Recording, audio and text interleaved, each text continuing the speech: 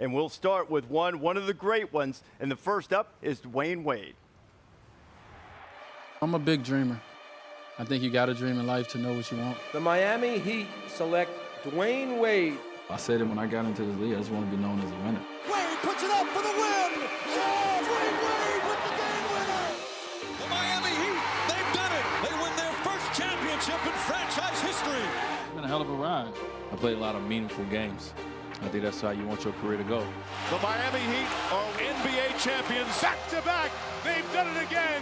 Oh, man. This game, I love it, man. For me, just a kid with a dream of playing a game of basketball. And now I can walk away and say, high school, jersey retired. College, jersey retired. NBA, jersey retired. I don't have nothing to prove to the world. Like, I just played basketball, and I was Dwyane Wade.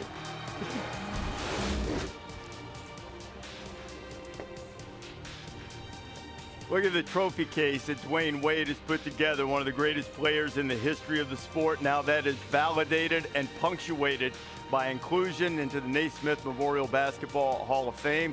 And joining us now here on the set in Houston is Dwyane Wade. So, Dwyane, you heard, you said as you came up here, you heard your voice and it had changed a little bit from those early days. What else has changed for you over this time and having this honor? Well, first of all, thank you guys. Besides everything, everything, man, I was listening to my voice on that 2006 interview. I said, man, I was a kid. And so to be here right now and 41 years old, and Jay and I was just talking about the history of going back to Marquette and remembering sitting out my first year and trying to get on the scenes, trying to make a name for myself. And to be in this class with some of the greatest players, international players ever played this game with Tony, Powell, and Dirk, it's just, I'm like a kid in a candy store right now. I'm just super honored to be, a part of this class and all the coaches that's a part of this class, the great coaches, the storylines that everyone has.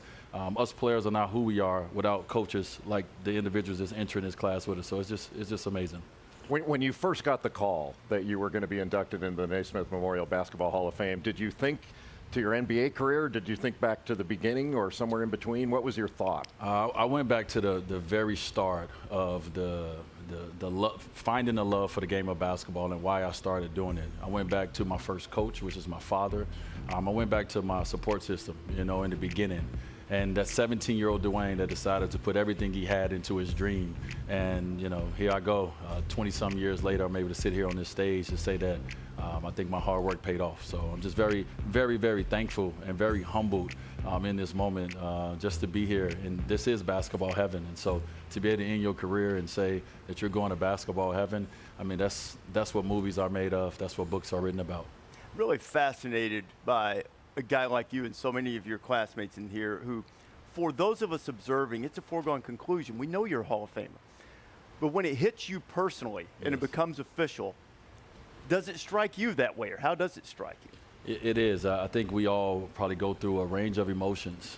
You can put together the best career that you think, and you know that that it can one day lead you here. But the moment you hear Jerry Colangelo's voice, the moment they say that you're in, it's a whole different wave of emotions. And, you never want to take anything for granted. And, like Powell and I share, a brother, and Kobe Bryant and 2-4, and all of us in the NBA, we share a brother that didn't get opportunity to take these steps that we're taking today. And so I think all of us are just really numb in this moment, but just really taking it all in because we understand the importance of each day. And so I'm just happy to get to this day and can't wait to get to August 11 and 12. With all the awards, Dwyane, and honors that you've garnered over your career, if you could display only one, whether it's from your time in college or Olympics, NBA, what would you choose? Oh, man, I think I would go back to probably college. I think that's where I light up the most. That was the time where no expectations was pinned on me or Marquette University. And we exceeded all of any internal expectations that we had, any external expectations along the way. And, we did the improbable. And so I'm sitting here because of Jack Fitzgerald and Tom Crean and all the players at Richards and all the players at Marquette. So I go to that time. But, I think I'm just so thankful to have a father that really saw something in me and that pushed me to play this game of basketball even when I didn't want to. And so, Dad, thank you for being hard on me. First time I saw Dwyane, Madison Square Garden in person morning practice before a game, you were probably taking charges.